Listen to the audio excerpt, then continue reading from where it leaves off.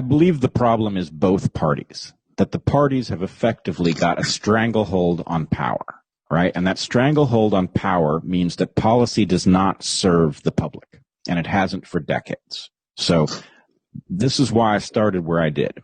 I believe if you are to get anywhere, if Camille is right about what the solution actually looks like, then what you need is a governmental structure that actually gives a damn what the consequences of its behavior are, rather than parties that are cynically pointing us at each other so that we don't notice the corruption that they're involved in.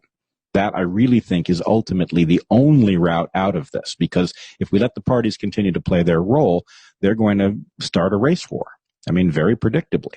No, I think the Democrats are basically cynically toying with partnering with this so-called anti-racist movement, and that is going to back whites against the wall and cause them to start seeing things racially in a way that they haven't in more than a generation, and that the net result of those two phenomena is that we are going to be headed to a conflict that nobody knows the way out of.